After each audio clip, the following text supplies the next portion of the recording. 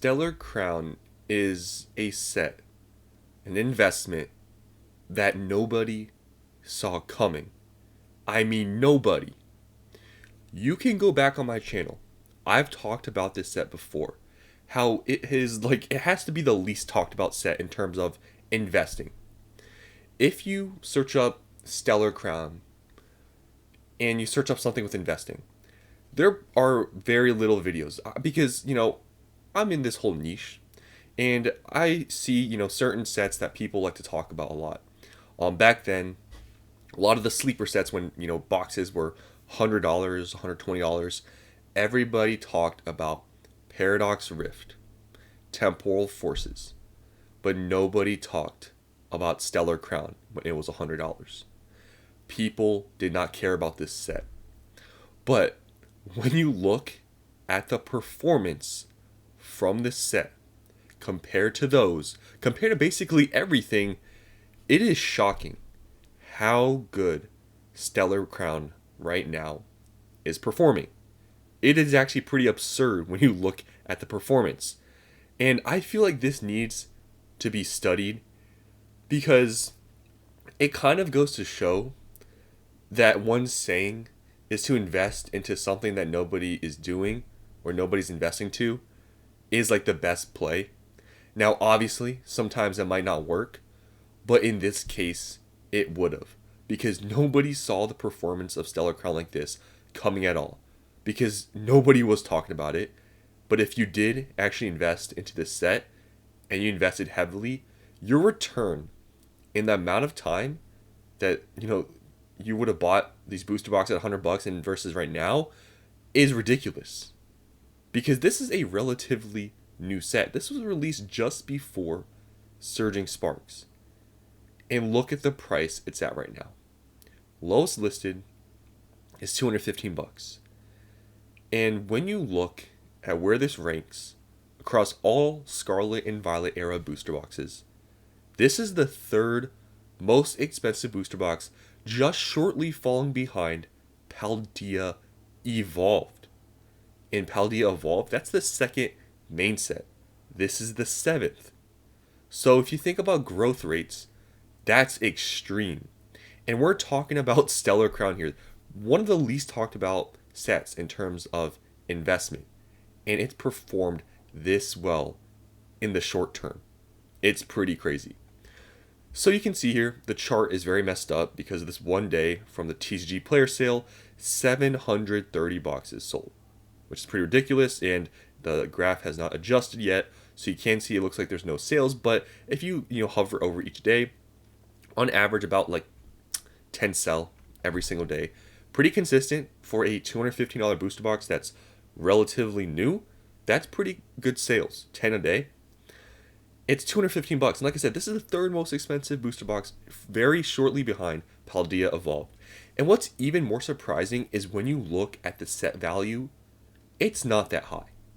When you look at Stellar Crown, look at the total set value, $550. And this booster box is $215. The Terapagos is only $73. Squirtle, $60. Bulbasaur, $60.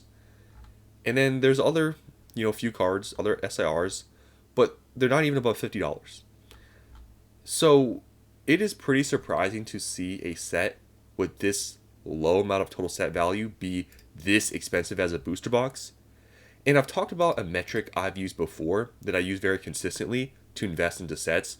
I really look at set value in top chase cards. And if I use my metric and my, strategy, Stellar Crown doesn't look that great, but still, somehow, it has performed extremely well. So that is where my investing strategy does have some flaws. For me, Stellar Crown wasn't that great of a buy. I used my money in other places. Now, the money I used instead of buying Stellar Crown booster boxes, I've still done extremely well, but Stellar Crown, I had chances to buy them at $90, and I did not. So obviously, that wasn't a good play on my part. And that's why if you invest in every single set, you won't have this issue of missing some. But Stellar Crown, for what it is it needs to be studied how this got this expensive this quickly with a total set value of only $550 and the booster box is 215 bucks. And you can see this set is very new. It's very surprising that this is this expensive. Now, I've talked about it before. You can go back to my old videos. Stellar Crown, I've always said it was not a bad set. I said it was alright. And I said the two cards that are going to carry this set no matter what is Squirtle and Bulbasaur because they're starters. And I think that's a big part of the set and why it's gone this route. But still, I'm very surprised that it's even gotten this expensive. Now, I want to show you guys every other set and just compare the booster boxes and the set values because it shows how extremely expensive, Stellar Crown is and how well it's performed. So Scarlet and Violet base right now is $185 for a booster box. This, I believe, is now around 2 years old. If we go here, yeah, it's basically 2 years old now. It even has more set value, this base set, than Stellar Crown. And the booster boxes are still cheaper. And this is a 2-year-old set. Yes, this has gotten reprinted. Stellar Crown has not. But still, a 2-year-old set versus a set that's what? Around 6 months old? That's pretty crazy. Next, Paldea Evolved. This is the very surprising one. You can see here, lowest listed, $221. So very, just a little bit more expensive than Stellar Crown.